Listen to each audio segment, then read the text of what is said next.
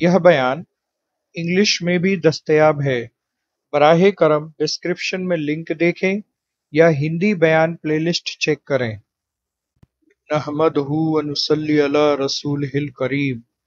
अक्सर जो मुरीद होने चाहते हैं या मुरीद हो चुके हैं वह यह जानना चाहते हैं कि क्या तालिब मौला के लिए कोई शराइत है। मैं तो कहता हूं कि जो राह सलूक में कदम रखना चाहते हैं उन्हें यह शर्तें पहले ही मालूम होनी चाहिए ताकि वह अपनी पूरी तैयारी के साथ और जोश के साथ ये सफर शुरू कर सकें। जैसे हम कोई कोर्स करने जाते हैं तो हमें पहले ही उसकी तमाम शर्तें बता दी जाती हैं, उसी तरह यहाँ भी होना चाहिए। इस सवाल का बेहतरीन जवाब मेरे पीरो मुर्शिद सरकार मारूफ पीर की नायाब किताब निसाब तसव्वुफ से अपने अंदाज में पेश कर रहा हूं। पहली शर्त, उम्र। राह सलूक में उम्र की बड़ी अहमियत है। जितनी कम उम्र में शुरू करेगा उतना बेहतर होगा। नबी करीम सल्लल्लाहु अलैहि वसल्लम ने हजरत अब्दुल्ला बिन जुबैर रज़ी अल्लाह ताला अन्हु को 7 साल की उम्र में बैत फरमाया। बच्चे में जब शऊर बेदार होने लगे तब से लेकर 40 साल की उम्र तक मुरीद बनने का अच्छा वक्त है। अगर इन दिनों में अच्छी तरह मुजाहिदा करेगा तो जल्द कामयाब होगा। बुढ़ापे में अगर इस तरफ मुतवज्जे हुआ तो ऐसे करीबुल मर्ग को क्या हुजूर हासिल हो सकता है, मगर फिर भी नेकियों के सबब से जन्नत में दर्जात बुलंद होंगे। मतलब यह है कि जवानी की उम्र में यह काम बड़ी खूबी से अंजाम पाता है। खुदा तौफीक दे तो पूरी हिम्मत इस तरफ मुतवज्जे करें। कहने का मतलब यह है कि तालिब मौला को जवान और हिम्मत वाला होना चाहिए। दूसरी शर्त, हलाल रिज्क।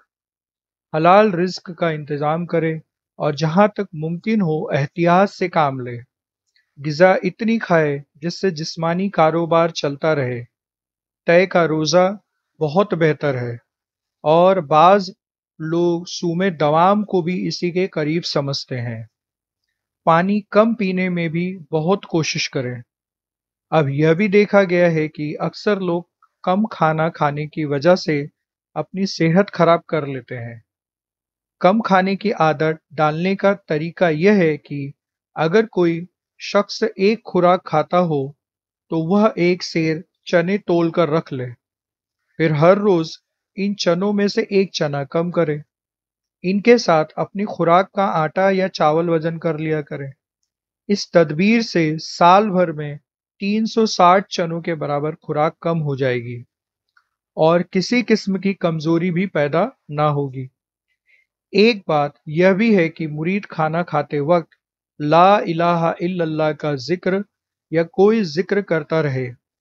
खाने के हर लुकमा और पानी के हर घूंट पर बिस्मिल्लाह पढ़ता जाए। बाज बुजुर्गान हर लुकमा और हर घूंट पर बिस्मिल्लाह माँ सूरे फातिहा के पढ़ते थे। यह ताज्जुब की बात नहीं है। जितनी देर में लुकमा उठाया, चबाया और निगला जाता है उतनी देर में सूरे फातिहा पढ़ सकते हैं। तीसरी शर्त, पीर का हुक्म। पीर का हुक्म बजा लाने में बड़ी मुस्तैदी से काम लें और छोटी मोटी बातों पर तवज्जो ना करें। यह ख्याल इस बात पर जोर देता है कि एक मुरीद को अपने मुर्शिद की बातों को फौकियत देनी चाहिए और उन पर पूरी तवज्जो और इखलास के साथ अमल करना चाहिए। छोटी मोटी बातों में उलझने से इंसान की तवज्जो बढ़ सकती है और वह अपनी रूहानी तरक्की में पीछे रह सकता है। इसलिए रूहानी रहनुमा की मुकम्मल तामील करना और गैर जरूरी बातों में ना उलझना अहम है। चौथी शर्त, नींद। थोड़ा सोए और गाफिल ना सोए। ख्वाब व बेदारी के दरमियान सोना चाहिए। मुरीद की नींद ऐसी होनी चाहिए जैसे नबी करीम सल्लल्लाहु अलैहि वसल्लम का इरशाद है कि मेरी आंखें सोती है और मेरा दिल नहीं सोता। ऐसी नींद ना सोए जिसमें अपने वजूद से बेखबर हो जाए। कहते हैं दो आदमियों को नींद नहीं आती, ایک مبتلائے درد فراق کو رنج و غم کے سبب، دوسرا واصل کو لطف و لذت کے سبب سے۔ یہ بھی کہتے ہیں کہ اہل یقین کو نیند بہت آتی ہے کیونکہ ان کے دل میں رنج و غم نہیں رہتا اور اطمینان کے ساتھ خوب سوتے ہیں، مگر جب کہ تمام عمر ان کی بیداری میں گزری ہو تو ان کی طبیعت جاگنے کی عادی ہو جاتی ہے۔ پانچویں شرط، علم و عقل۔ باپ داداؤں اور علم و عقل پر فخر نہ کریں، اپنے کو سب سے بدتر اور جلیل و خوار سمجھے، کیونکہ جو شخص ایسا سمجھتا ہے خدا سے بہت قریب ہوتا ہے۔ یہ شرط عاجزی اور خود آگاہی کے وصولوں پر ہے۔ کسی کو اپنے آباء و اجداد، علم یا عقل پر فخر یا تکبر نہیں کرنا چاہیے۔ ان پہلوؤں پر فخر کرنے سے تکبر پیدا ہوتا ہے جو روحانی ترقی اور خدا کے قریب ہونے سے دور کر دیتا ہے۔ اس کے بجائے ایک عاجزی کی راہ اپنائی جائے اور خود کو سب سے زیادہ عاجز اور حقیر سمجھا جائے۔ اس طرح انسان اپنی محدودیت کو تسلیم کرتا ہے اور دوسروں کی عظمت کو مانتا ہے۔ یہ عاجزی بہت سی روحانی روایتوں میں ایک فضیلت سمجھی جاتی ہے، کیونکہ یہ دل کو صاف کرتی ہے اور انسان کو اللہ کے قریب کرتی ہے۔ اس کے پیچھے کا خیال یہ ہے کہ حقیقی روحانی قربت خدا سے فخر یا برتری کے ذریعے نہیں، بلکہ عاجزی، خود کو حقیر سمجھنے اور دوسروں کی عظمت کو تسلیم کرنے کے ذریعے حاصل ہوتی ہے۔ جب کوئی شخص سچے دل سے یہ مانتا ہے کہ وہ سب سے زیادہ غیر مستحق ہے تو یہ ایک گہری عاجزی کی عکس ہے جو روحانی عمل میں بہت قدر کی جاتی ہے۔ چھٹی شرط، تزکیہ نفس اور توضع تام۔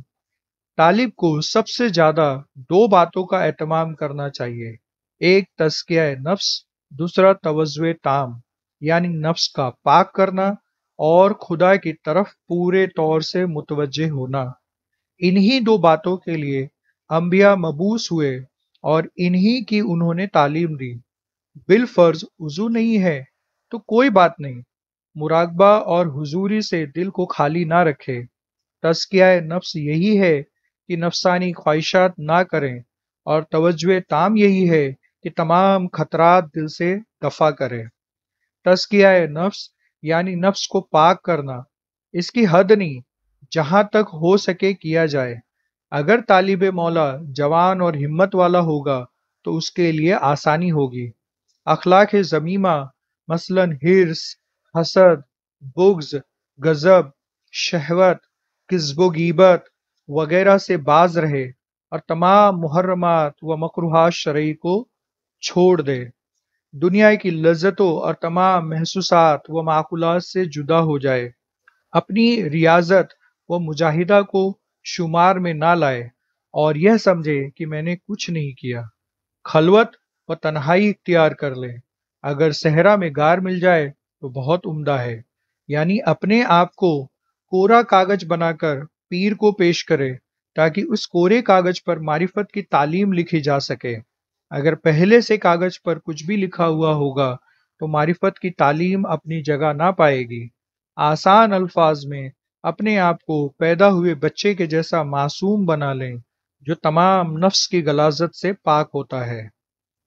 صحابہ کرام باوجود اس قدر جہاد، دعا اور محنت و مشقت کے ان ہی دو باتوں پر سخت کوشش کرتے تھے۔